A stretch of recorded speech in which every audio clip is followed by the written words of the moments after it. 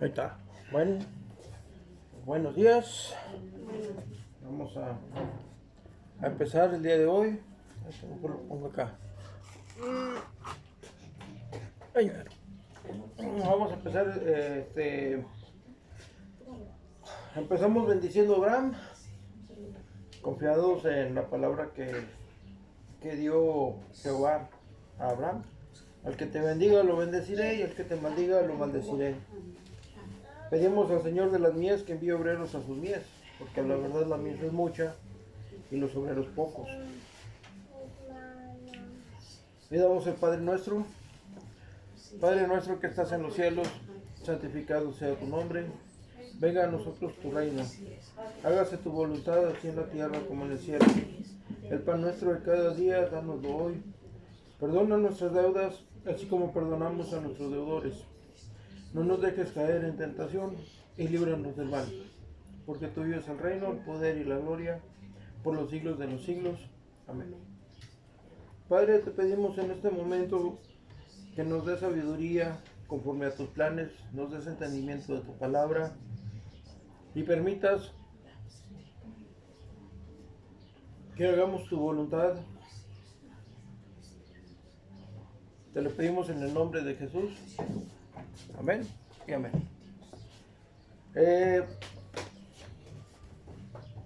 Ustedes, no sé si hayan recibido el discipulado por parte del hermano Beto o el hermano Heriberto.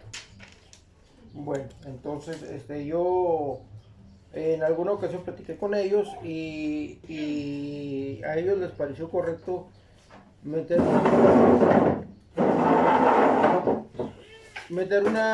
una materia que se llama hermenéutica. La hermenéutica es un conjunto de reglas que sirve para interpretar cualquier tipo de texto, especialmente textos religiosos, de cualquier religión. Entonces, con la hermenéutica aprendemos a discernir las letras chiquitas, o lo que viene implícito en el mensaje, pero que no viene directamente expresado. Entonces, retomamos ese discipulado, pero ya agregando la hermenéutica. Y estoy metiendo otros temas que no vienen en el discipulado que nos dio el hermano Beto y Heriberto. En este caso, ahora ya nos estamos metiendo con la regla espiritual, con la guerra espiritual, perdón. Vimos mucho que, curiosamente, el hermano Beto se enfocaba mucho en el Apocalipsis, en el libro del Apocalipsis. Tenía una interpretación de ese texto muy puntual a lo que estamos viviendo y a lo que falta por vivir. Mientras que el hermano Heriberto se enfocaba mucho en la salvación. Entonces yo tuve la oportunidad por andar de canijo, por andar correteando a una mujer casada, dejé un trabajo que tenía en Monterrey y me vine para acá, a Saltillo. Entonces puedo decir hasta el momento, o hasta hace un tiempo, que lo único bueno de haberme venido de Monterrey fue recibir el discipulado de los dos. Y curiosamente ellos dos resultaron ser pastores diferentes a otros. Tenían tiempo, podía visitarlos en el trabajo, podía visitarlos en la casa de ellos, y cualquier cosilla que yo tuviera, cualquier inquietud, pues ellos estaban en la mejor disposición. Entonces aprendí mucho de ellos. Por desgracia no me enfoqué en ellos, los hice a un lado, pues. Y después pues se va el hermano Heriberto, luego se va el hermano Beto y hacen oración aquí y pues yo salí premiado. Entonces, hasta ahorita pues lo he estado llevando a lo que yo considero, porque yo elegí como pastor a Jesús, a Cristo. Entonces tuve conflictos con algunas iglesias, con algunos pastores, porque pues si no le hacemos caso a los pastores que aquí tenemos, no le va a hacer caso, y no es la misma gata, no es lo mismo. O sea, si él dice hay que poner autoridad y él es una autoridad, Si le quedó mal a Dios, que no le quede mal al mundo. Entonces, yo en el ministerio que estoy tratando de llevar, no me doy baños de pureza. No me doy baños de pureza, soy pecador, meto la pata, cometo errores al estar, incluso al estar dando el ministerio. Ya cuando empiezo a ver la revisión de lo que he grabado, ay, así me equivoqué. Y, total, el consejo que siempre trato de darles es: no confíen en los pastores. No confíen en los líderes religiosos, confíen en Jesús, confíen en la Biblia, en eso sí, porque los pastores son tremendos. Hace días la hermana Ángeles me vio con un cigarrote acá. Qué padre, por eso les digo, no confíen, porque el pastor guarda sus cositas. Hago comparaciones, en la ocasión pasada estaba haciendo comparaciones respecto a Pablo, el ministerio que llevaba Pablo y los problemas que estaba teniendo Pablo. Entonces, si Pablo, que estaba comprometido con Dios y que hacía milagros, tenía problemas, ahora los pastores de ahora que no hacen milagros, pero bien que le andan exigiendo las ovejitas. Así de plano. Entonces, es más o menos la forma en que yo lo llevo, de una forma un poquito medio campechana, pero todo lo que yo trato de dar, en su mayoría, quiero que esté fundamentado en la Biblia. Entonces, el discipulado pasado fue una introducción a la Segunda Guerra Mundial. Porque a lo que viene en la Biblia y lo que pasó en la Segunda Guerra Mundial, yo podría decir que lo de la Segunda Guerra Mundial fue un ensayo para lo que va a venir después del rapto. O sea, ya cuando el gobierno del anticristo se establezca en el mundo, va a empezar a reorganizar todo y va a seguir más o menos la misma secuencia de Adolf Hitler en Alemania y las consecuencias para con los judíos. Entonces empezamos en este capítulo, en este mensaje vamos a ver los pecados del pueblo judío durante la Segunda Guerra. Algunos pecados del pueblo judío durante la Segunda Guerra. Entonces nos vamos a Juan 5. Miento. Vámonos a Deuteronomio 28:20. Deuteronomio 28:20. Lo voy a leer todo. Y acontecerá que si oyeres atentamente la voz de Jehová tu Dios, para guardar y poner por obra sus mandamientos que yo te prescribo hoy, también Jehová tu Dios se exaltará sobre todas las naciones de la tierra, y vendrán sobre ti todas estas bendiciones y te alcanzarán. Y si oyeres la voz de Jehová tu Dios, bendito serás tú en la ciudad y bendito tú en el campo. Bendito el fruto de tu vientre, el fruto de tu tierra, el fruto de tus bestias, la cría de tus vacas y los rebaños de tus ovejas. Benditas serán tu canasta y tu arteza de amasar.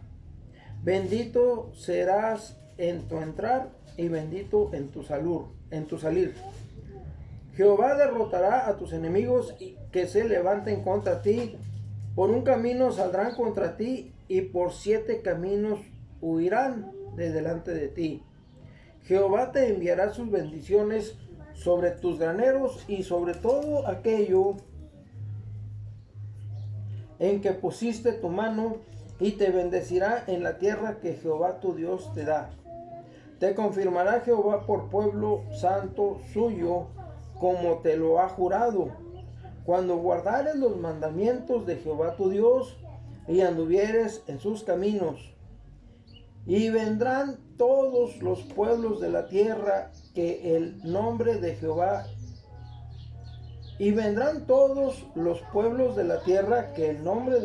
es invocado sobre ti, y te temerán. Y verán todos los pueblos de la tierra que el nombre de Jehová es invocado sobre ti y te temerán. Y te hará Jehová sobreabundar en bienes, en el fruto de tu vientre, en el fruto de tu bestia y en el fruto de tu tierra.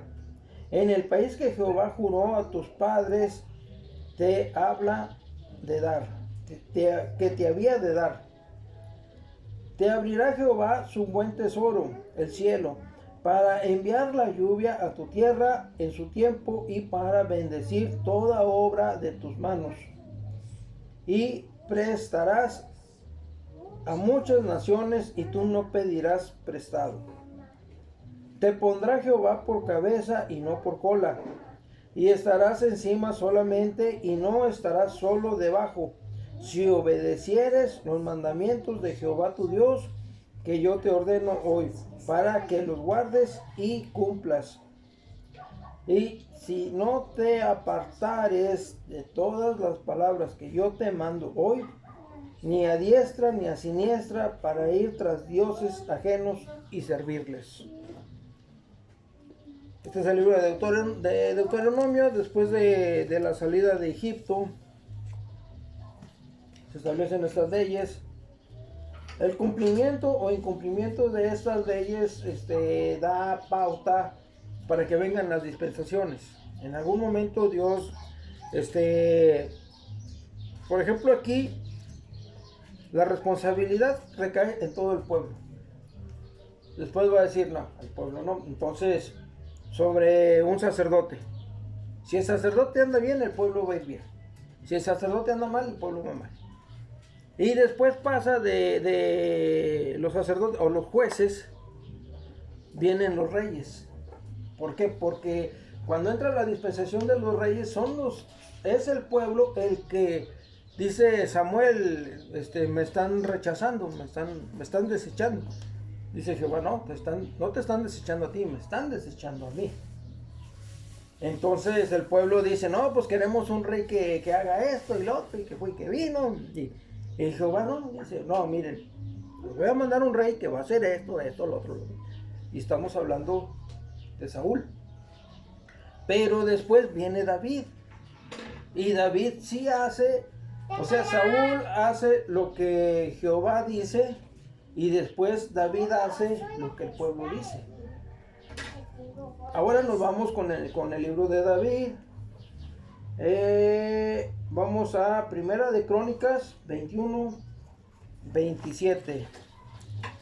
Primera de Crónicas 21, 27. Hay que ver que David era un hombre conforme al corazón de Jehová. O sea, era una persona que aunque él pecaba, sabía su lugar frente a Dios.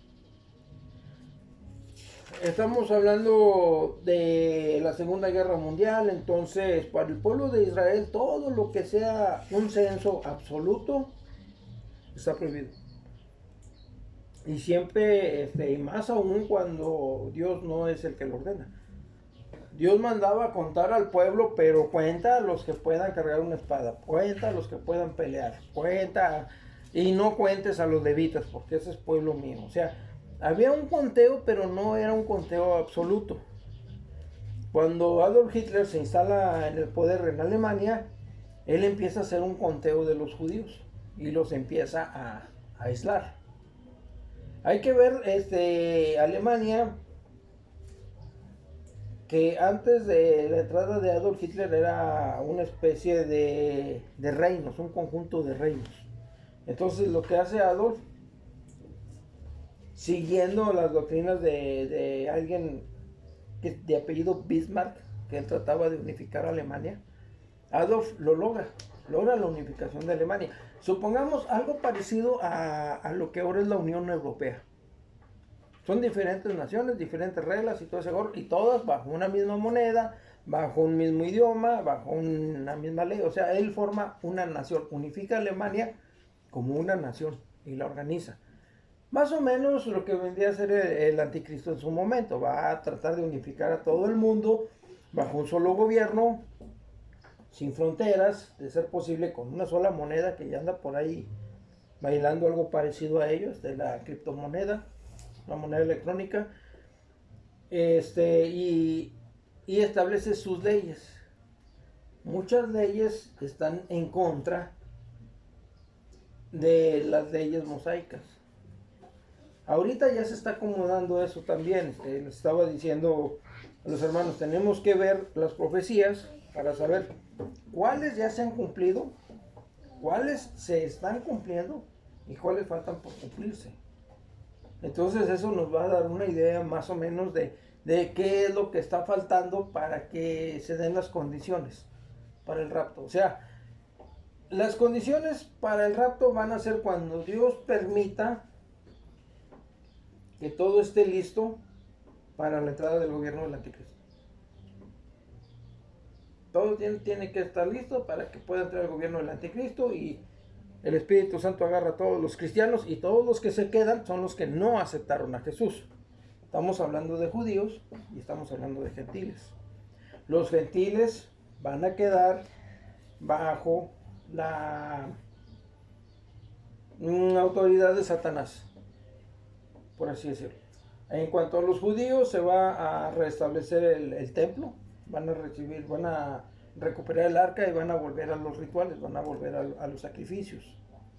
Entonces, por parte de los judíos, por parte de los cristianos, de los gentiles que se van a quedar, se van a formar las 7 iglesias de Jesucristo. Ahorita hay una sola iglesia, que es la novia de Cristo. Los que, independientemente de la denominación religiosa a la que ellos creen, si ellos creen que Jesús es hijo de Dios, creen que Jesús y Dios son el mismo, creen que Jesús murió por el perdón de sus pecados, creen que Jesús le resucitó entre los muertos, ya son salvos. Independientemente de si todavía andan con las cosas del mundo, ¿no? Ellos lo aceptaron en su momento, tal vez se olvidaron de la iglesia o siguen en la iglesia, no lo sé. Pero independientemente de la denominación, si ellos creen esas condiciones, son salvos. Entonces, de los que se quedan, se van a formar, pero ahora se van a formar las 7 iglesias. Y cada iglesia va a tener un ángel que la va a estar dirigiendo. Ahorita el que nos dirige es Dios Padre, el Hijo y el Espíritu Santo. Entonces, ya cuando se dé el rapto de la iglesia, el gobierno del anticristo va a empezar a reorganizar todo. Al empezar a reorganizar todo, va a hacer algo muy parecido a lo que hizo Adolf Hitler con Alemania. Unificar a todo el pueblo alemán, en este caso se va a unificar a todo el mundo. Se van a establecer leyes que van a excluir a los judíos. En el caso de Alemania fueron las leyes del Nuremberg, que hacían por decreto humano, consideraban a los judíos como seres inferiores, sin derecho a atención médica, sin derecho a comida, sin derecho a educación, sin derecho a esto, lo otro, que fue que vi. Y los aislaron en guetos. Entonces, en ese aislamiento es donde ellos, quisieran o no quisieran, se vieron obligados a pecar. Entonces, acá en el rapto, Jesús habla de las vírgenes insensatas y de las vírgenes prudentes. Por eso viene el número de los elegidos. O sea, no todos los judíos van a ser salvados. Van a haber algunos que son que son representados por las vírgenes insensatas, que van a aliarse al gobierno del anticristo. Y hay otras que van a ser las vírgenes prudentes, que se van a mantener firmes en el Antiguo Testamento y no van a establecer una relación con el pueblo gentil. O sea, van a establecer como otro tipo de sociedad. Vamos a tener la sociedad gobernada por Satanás y vamos a tener la sociedad gobernada por los judíos. Entonces, ahora nos vamos al libro de Crónicas. Primera de Crónicas 21, 22. Primera de Crónicas 21, 22. Pero lo voy a leer desde el principio. Pero Satanás, de las pocas ocasiones en que Jehová hace referencia a Satanás en el Antiguo Testamento. Pero Satanás se levantó contra Israel e incitó a David a que hiciese censo de Israel. Y dijo David a Joab y a los príncipes del pueblo: id, haced censo de Israel desde Beerseba hasta Dan, e informadme sobre el número de ellos para que yo lo sepa. Y dijo Joab: añada Jehová a su pueblo 100 veces más, rey, señor mío. ¿No son todos estos siervos de mi señor? ¿Para qué procura mi señor esto? ¿Qué será para pecado a Israel? Mas la orden del rey pudo más que Joab.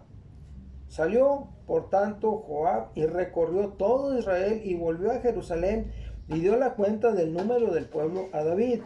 Y había en todo Israel 1.100.000 que sacaban espada, y de Judá 470.000 hombres que sacaban la espada. Entre estos no fueron contados los levitas, ni los hijos de Benjamín, porque la orden del rey era abominable a Joab. Asimismo, esto desagradó a Dios e hirió a Israel.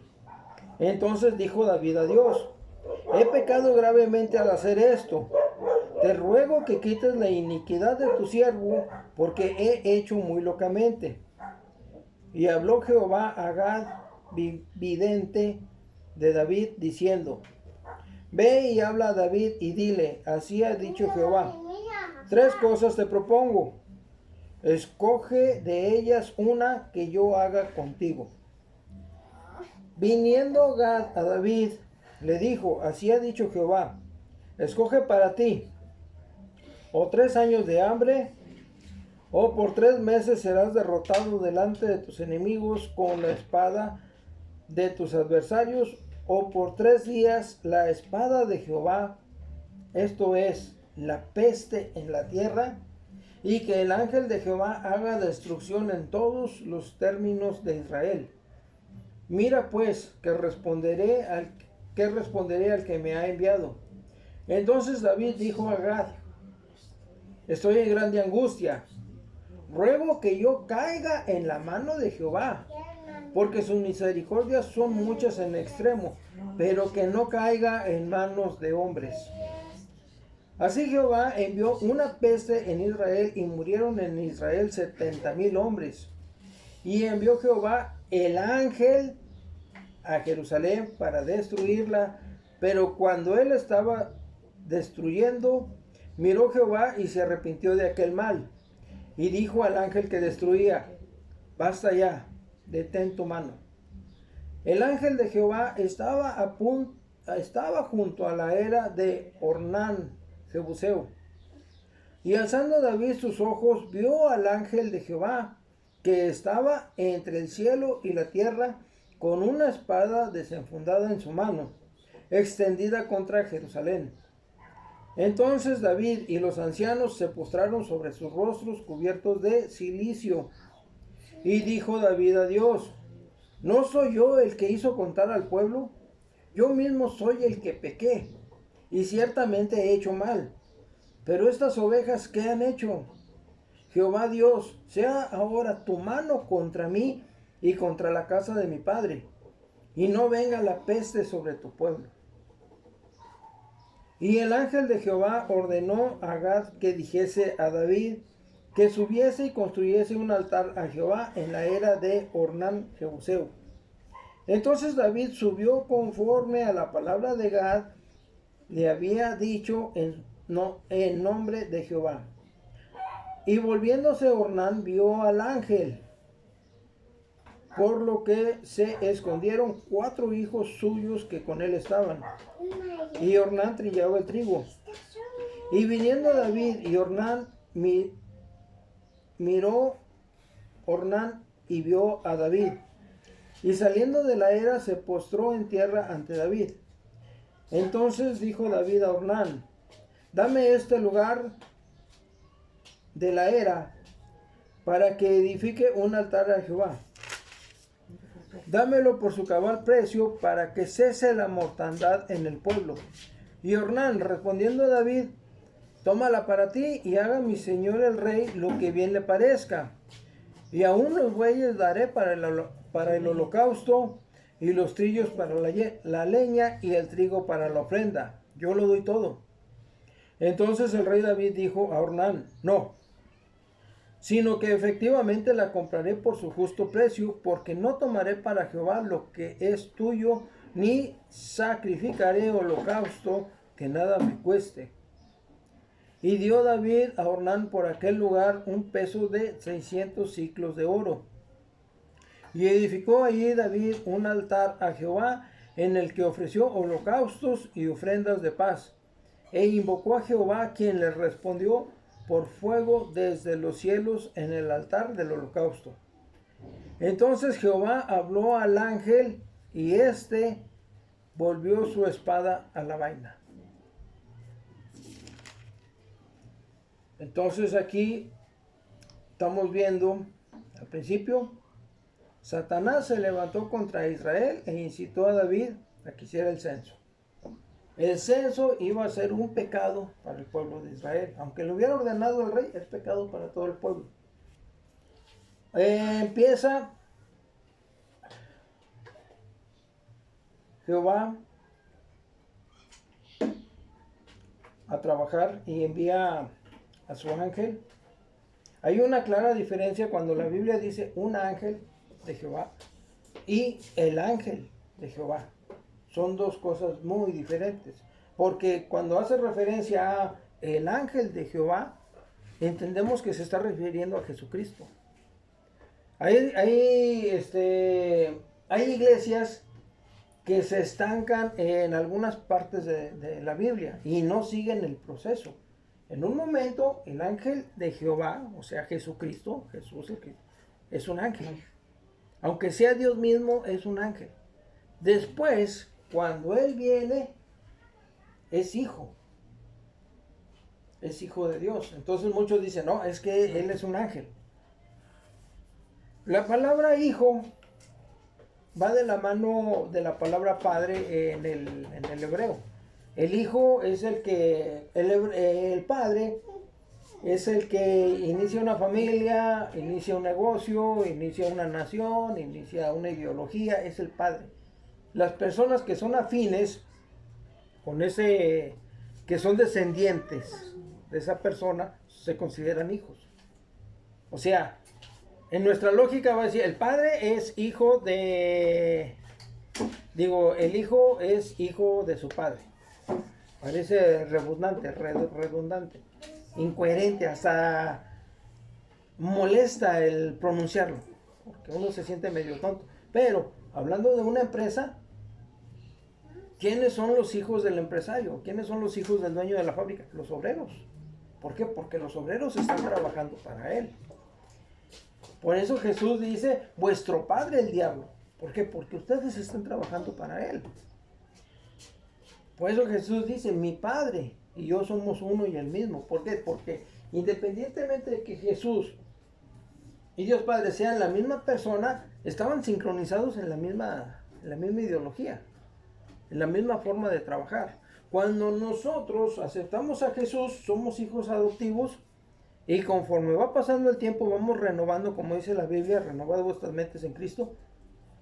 Nos vamos renovando y poco a poco nos vamos haciendo hijos de Dios, porque empezamos a pensar como Él. Empezamos a pensar como Él cuando empezamos a entender las Escrituras, y las Escrituras las vamos entendiendo conforme a los planes de Dios. Ahí es donde empieza el rebotadero entre cristianos, porque unos entienden una cosa y otros entienden otra. Pues es que depende de quién le hagas caso. Yo por fe tomo a Jesús por pastor y considero que es Él quien me está dando el entendimiento conforme a sus planes.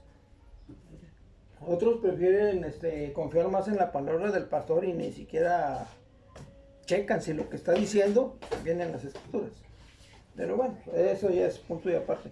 Aquí el detallito es que el censo resultó como un pecado. Y cuando Hitler tomó el poder en Alemania, empezó a hacer censo sobre todos. Entonces, en el Antiguo Testamento vamos a ver que todos los censos que no son ordenados por Jehová son para maldición. Porque va a venir una calamidad. Es malo, es malo. Para el pueblo de Israel, cualquier censo que no haya sido ordenado por Dios, en términos generales, se puede considerar como malo. Entonces, cuando venga el gobierno del anticristo, van a empezar con sus marquitas, y ahí es donde lo marcamos en la mano derecha o lo marcamos en la frente. No, o sea que yo no quiero ser marcado. Ah, bueno, entonces, cuello. No me gusta trabajar con plumas. Y hay otros que van a aceptar la marca. Si son si son gentiles, pues ellos ya están perdidos. Pero si son judíos, pues entonces está mal el cuento. Si son personas que forman parte de las 7 iglesias, también está mal. Por eso Jesús dice, si tu mano derecha te es ocasión de pecado, córtatela.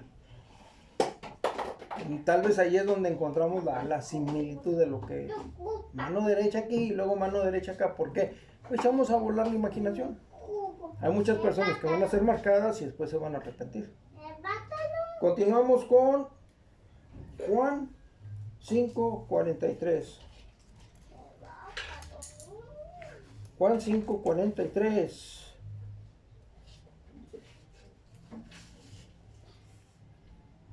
Yo he venido en nombre de mi Padre y no me recibís. Si otro viniera en su propio nombre, a ese recibiréis. Entonces lo leemos desde el principio. Testigos de Cristo es Juan 5:30. Testigos de Cristo. No puedo yo hacer nada por mí mismo. Según oigo, así juzgo, y mi juicio es justo, porque no busco mi voluntad, sino la voluntad del que me envió, la del Padre. Si yo doy testimonio acerca de mí mismo, mi testimonio no es verdadero.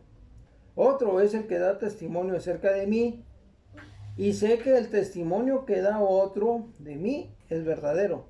Vosotros enviasteis mensajeros a Juan, y él dio testimonio de la verdad. Pero yo no recibo testimonio de hombre alguno, mas digo esto, para que vosotros seáis salvos. Él era antorcha que ardía y alumbraba, y vosotros quisisteis regocijaros por un tiempo en su luz. Mas yo tengo mayor testimonio que el de Juan, porque las obras que el Padre me dio para que cumpliese, las mismas obras que yo hago, dan testimonio de mí que el Padre me ha enviado. También el Padre me envió también el Padre que me envió ha dado testimonio de mí. Nunca habéis oído su voz, ni habéis visto su aspecto, ni tenéis su palabra morando en vosotros, porque a quien él envió, vosotros no creéis. Escudriñad las Escrituras, porque a vosotros os parece que en ellas tenéis la vida eterna, y ellas son las que dan testimonio de mí. No queréis venir a mí para que tengáis vida. Gloria de los hombres no recibo, mas yo os conozco que no tenéis amor de Dios en vosotros. Yo he venido en nombre de mi Padre y no me recibís.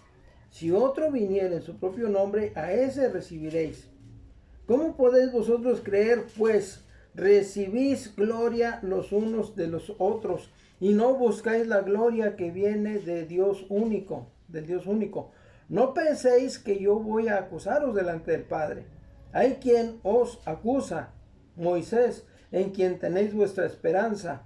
Porque si creyerais a Moisés, me creeríais a mí, porque de mí escribió él. Pero si no creéis en sus escritos, ¿cómo creeréis a mis palabras? Entonces aquí a lo que estoy puntualizando es, si otro viene, a ese sí le vas a hacer caso. Si otro viene en su nombre, a ese sí. Y lo estamos viendo, lo vemos en todos los medios de comunicación. De una u otra forma se están metiendo ideologías. Yo he resumido las acciones de Satanás en 3.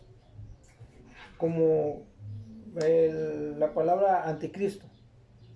Cualquier cosa que vaya en contra de lo establecido por Dios es obra de Satanás. Cualquier cosa que trate de diluir el evangelio o la figura de Jesucristo es de Satanás.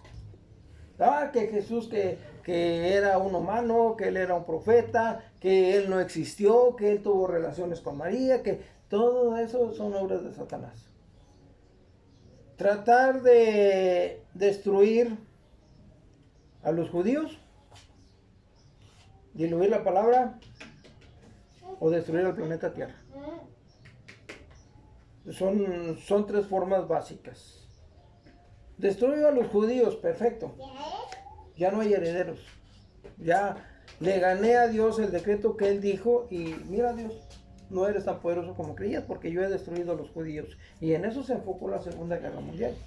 Ahora la otra, hay armas nucleares por todas partes y decía que vi en un video de YouTube que Rusia tiene una bomba atómica que puede destruir a todo el estado de Texas o a España y Portugal. Una sola bomba puede destruir todo eso. Entonces, si tiene más de 60 bombas, pues ya estuvo que... Y al último, ¿quién va a sobrevivir? O sea, ahí va el otro lugar. O destruyo a los judíos, o destruyo a la tierra, que es la herencia para los judíos, o invalido la palabra de Dios, o invalido la fe del hombre en Jesús. ¿Por qué? Porque todo esto va encaminado a la guerra espiritual. Cuando nosotros nos empezamos a meter en oración para salvar a otras personas sin necesidad de llevarles el evangelio, Satanás va a empezar a atacarnos con nuestros defectos, con nuestros familiares, con nuestras circunstancias, con nuestras necesidades, con todo. Va a tratar de apagarnos. Pero si nos mantenemos en la fe, como dice la misma Biblia, resistid al mal y el diablo huirá. O sea, él no puede estar constantemente en contra de alguien que está firme en la palabra. Firme en la palabra, no en las enseñanzas del líder religioso. Hay mucha diferencia. Entonces, en el caso de David, David reconoció su pecado y él pidió morir. O sea, yo soy el que pecó.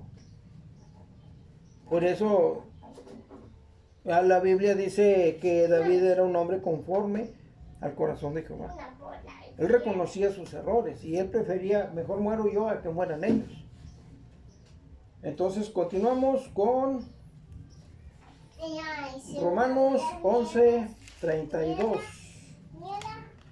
Romanos 11:32. Lo vamos a leer desde Romanos 11:25. La restauración de Israel. Es Pablo que está hablando a los romanos. En el caso de ustedes, les voy a explicar un poquito. En las cartas paulinas están dirigidas a personas y a iglesias. Las iglesias, en este caso la iglesia de los romanos, el origen de los romanos es de que son personas que por medio de su gobierno crucificaron a Jesús. Para ellos era común que los dioses tuvieran relaciones con los humanos y tuvieran hijos. Para ellos era común. Para ellos ellos creían más que Jesús era hijo de Dios por las señales que él hacía que por los mismos judíos. Yo creo en eso, yo creo que por eso Pilatos como que no quería crucificar a Jesús. ¿No? ¿Por qué? No, o sea, si eso hace él, que dice que es hijo, ¿qué no hará el Padre? Entonces, en cuanto a los romanos, nos basamos en esas circunstancias. El gobierno de los romanos crucifica a Jesús, luego viene Pablo, y se acuerdan de Jesús, el que crucificaron, y ya nos va a pasar la factura. No, vengo un montón de paso. Ustedes también tienen derecho a entrar. Ustedes también tienen derecho a ser hijos. En el caso de los griegos, que son las iglesias que se mencionan, son iglesias que estuvieron en una región de Turquía que estuvo bajo el dominio de los griegos. Los griegos también creían que los dioses podían tener relaciones con los humanos y tener hijos. La diferencia es que los griegos, o el gobierno de los griegos, no crucificó a Jesús, pero sí querían conocer de Jesús. Y también hay que ver, o vamos a ver cuando estudiemos esto, si Dios nos lo permite, vamos a ver que ellos estaban recibiendo muchos ataques. Recibiendo ataques de personas de las regiones que tenían otros dioses, ataques de los judíos también, porque habían judíos que se estaban convirtiendo de nuevo. El judío que se convertía al cristianismo le daba la espalda a la ley. Entonces se estaban jugando la salvación. Los pastores de aquel tiempo sí podían hacer milagros, porque sí estaban comprometidos con Dios. Muchos dicen ahora, no, es que eso era en aquel tiempo porque la iglesia apenas estaba empezando. No, lo que pasa es que los pastores de ese entonces sí estaban comprometidos. No son como ahora, que dicen, ay, sí, yo soy santo, yo ya no digo esto, yo ya no hago lo otro, y entonces, ¿por qué no hacen milagros? Oh, es que yo he sanado a quién sabe cuántos drogadictos y a quién sabe cuántos alcohólicos, y ¿por qué no levantas a los indigentes? Porque no hay que pague el hospedaje de ellos. ¿O por qué? ¿Por qué si ellos dicen que están comprometidos con Dios y que hacen milagros y esto y lo otro, por qué no ponen una carpita ahí en la Alameda y dicen, a ver, todos los enfermos de COVID, pásenle para acá, enfermos de cáncer, pásenle para allá, enfermos de hepatitis por allá, a ver, los que son diabéticos, fórmense aquí y los vamos a sanar a todos? No lo hacen porque no están comprometidos con Dios. ¿Yo por qué no hago milagros? Porque no estoy comprometido con Dios. Sí, estoy aquí leyendo esto y lo otro, pero mi corazón está en otras partes. Es lo que ellos no reconocen. Les digo a los hermanos, pusieron al lobo a cuidar a las ovejas. Entonces, vamos a ver la restauración de Israel. Porque no quiero, hermanos, que ignoréis este ministerio para que no seáis arrogantes en cuanto a vosotros mismos, que ha acontecido a Israel endurecimiento en parte hasta que haya entrado la plenitud de los gentiles. O sea, hasta que se complete el número de los gentiles, va a empezar la restauración de Israel. Y luego todo Israel será salvo, como está escrito. Vendrá de Sión el libertador, que apartará de Jacob la impiedad. Y este será mi pacto con ellos, cuando yo quite sus pecados. ¿Quién es el que va a quitar nuestros pecados? Dios. O sea, mientras nosotros estemos en la carne, vamos a estar en pecado. Siempre. Ahora, hay pecados que nosotros podemos elegir entre peco y no peco, y hay pecados que comprometen la fe con Dios. Esos son los pecados con los que hay que tener mucho cuidado. Debemos estar conscientes de que pase lo que pase, Dios Padre, el Hijo y el Espíritu Santo están con nosotros. Que las cosas no salgan como nosotros queremos no quiere decir que tengamos una mala relación con Dios. Quiere decir que Dios está haciendo sus planes en nosotros. Continúo. Así que en cuanto al Evangelio, son enemigos por causa de vosotros. Pero en cuanto a la elección, son amados por causa de los padres. Porque irrevocables son los dones y el llamamiento de Dios. Pues como vosotros también en otro tiempo que erais desobedientes a Dios, pero ahora habéis alcanzado misericordia por la obediencia de ellos, así también estos ahora han sido desobedientes. Se está refiriendo a los israelitas. Para que por la misericordia concedida a vosotros, ellos también alcancen misericordia. Porque Dios sujetó a todos en desobediencia para tener misericordia de todos. Aquí hago un pequeño resumen de un mensaje que di en ocasiones pasadas. En cuanto a que Dios permitió que todos nos embarráramos de pecado. Todos. Jesús, porque dice la Biblia, maldito por Dios el hombre que es colgado de un madero. Si creemos que Jesús y Dios son la misma persona, entonces Dios se maldice a sí mismo por medio de Jesús en la cruz. Ahora, el otro punto, cuando Jesús muere, se rasgan las cortinas del templo. Y en el libro de Job, creo que es en el libro de Job donde viene que dice: rasgad vuestro corazón y no vuestras vestiduras. Rasgad vuestro corazón y no vuestras vestiduras y volveos a Jehová. Lo que dice. Entonces, si Dios está rasgando las vestiduras del templo, Él está yendo en contra de su palabra.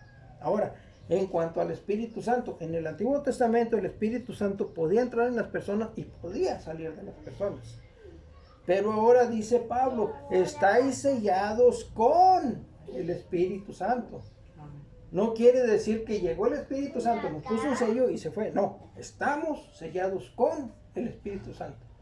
Si nosotros glorificamos a Dios, estamos glorificando a Dios con el Espíritu Santo. Si estamos en pecado, estamos pecando con el Espíritu Santo. ¿Por qué? Porque el cuerpo es templo del Espíritu Santo. Entonces los tres están con nosotros. Si andamos en bien o si andamos en pecado, los tres están con nosotros. Entonces los tres ya están embarrados de pecado. Y nosotros como marranitos vamos a trompear la batea. Entonces, aquí mismo lo está diciendo: porque Dios sujetó a todos en desobediencia para tener misericordia de todos. En el Antiguo Testamento se habla mucho del arrepentimiento porque la persona tenía que cambiar. En el Nuevo Testamento se habla mucho del perdón. Son dos cosas muy diferentes. Continúo. Oh, profundizad de las riquezas de la sabiduría y de la ciencia de Dios. Cuán insondables son sus juicios e inescrutables sus caminos. Porque ¿quién entendió la mente del Señor? ¿O quién fue su consejero? ¿O quién le dio a él primero para que fuese recompensado? Porque de él, y por él, y para él, son todas las cosas. A él sea la gloria por los siglos por los siglos. Amén. Ahora nos vamos a ver algunos de los pecados que los judíos se vieron obligados a cometer durante el gobierno de Adolf Hitler en Alemania. Nos vamos a Éxodo 20:11.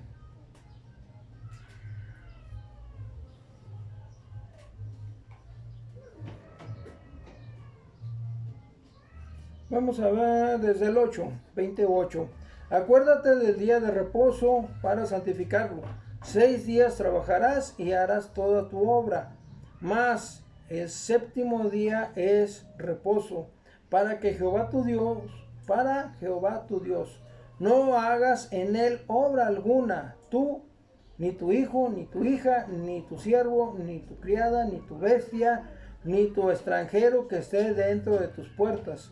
Porque en 6 días hizo Jehová los cielos y la tierra, el mar y todas las cosas que en ellos hay, y reposó en el séptimo día. Por tanto, Jehová bendijo el día de reposo y lo santificó.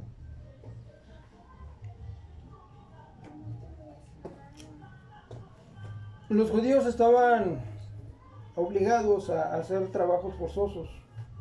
Entonces, tomando en cuenta lo que sabemos o lo que consideramos saber de ellos, es que ellos empiezan el día de reposo el viernes en la tarde, creo. El viernes como a las 6 de la tarde para ellos ya es día de reposo. Y hasta el sábado a las 6 de la tarde vuelven a empezar a trabajar. Pero como ellos estaban bajo un gobierno cristiano, donde el día domingo es el día de descanso, entonces entendemos que para empezar, ellos estaban trabajando el sábado. Y la otra, que para nosotros el día empieza en la mañana y para ellos empieza en la tarde. O sea, se vieron obligados a trabajar fuera del día de reposo. Bueno, mejor dicho, se vieron obligados a trabajar dentro del día de reposo. Nos vamos a Levítico 19:28. Levítico 19:28.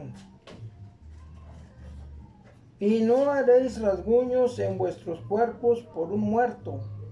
No imprimiréis en vosotros señal alguna. Yo, Jehová. Volviendo al régimen nazi, ellos tatuaban a los judíos con un número. Ese número también aparecía en le llamaban tarjetas Hollerith. Era una especie como de computadora, pero de las primeras. Eran unas tarjetitas que estaban perforadas. Entonces, en esas tarjetitas venían los datos básicos de la persona, la edad, la religión, en dónde nació y todo eso. Entonces, ellos podían meter esas tarjetas en unos separadores y de acuerdo a las condiciones que ellos ponían, se iban separando las tarjetas. Ya después nada más voceaban a las personas, fulano, sutano, vangano, por número, pásenle. Y se los llevaban a una parte o se los llevaban a otra, a trabajos forzosos o a las cámaras de gas. Pero ellos eran tatuados. Entonces allí está otra violación. Ahora seguimos con Levítico 19:19. Esto lo pongo como una probabilidad, no estoy seguro. Mis estatutos guardarás, no harás ayuntar tu ganado con animales de otra especie. Tu campo no sembrarás con mezcla de semillas y no te pondrás vestidos con mezcla de hilos. No sé de qué hilos estaban compuestos los uniformes que ellos tenían, pero es muy probable que haya habido una mezcla de hilos. O sea, la tela es de un material y el hilo con el que se está tejiendo la tela es de otro, ya es una mezcla de hilos. Entonces tenemos que ver que cuando venga el gobierno del anticristo, el pueblo judío va a tener que crear una industria que pueda satisfacer sus necesidades sin violar la ley. Y esto de la mezcla de los hilos ya está hablando de la industria textil. O usas pura lana, o usas puro lino, o usas pura seda, pero está prohibido andar haciendo mezclas. ¿Por qué? Aquí viene. ¿Por qué? No lo sé. Pero esto también va a ser una forma de identificar a los judíos. Cuando ellos andan por la calle y vamos a ver, oye, pues ese trae toda la ropa la trae del mismo material. Ah, pues es judío. Igual que con la circuncisión. ¿Estás circuncidado? Es judío. No, no soy judío. Después justificas. ¿Por qué estás circuncidado? Por el momento te consideramos judío y pásale para acá.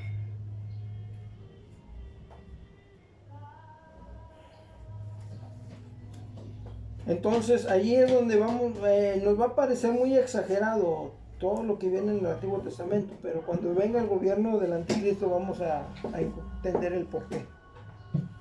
Nos vamos ahora a Números 19, del 11 al 13. 19, del 11 al 13. El que tocare cadáver de cualquier persona será inmundo 7 días. Al tercer día se purificará con aquella agua y al séptimo día será limpio. Y si al tercer día no se purificare, no será limpio al séptimo día. Todo aquel que tocare cadáver de cualquier persona y no se purifique, el tabernáculo de Jehová contaminó y aquella persona será cortada de Israel, por cuanto el agua de la purificación no fue rociada sobre él. Inmundo será y su inmundicia será sobre él. En los campos de concentración, en los campos de exterminio, pues era de diario. Era de diario estar matando personas.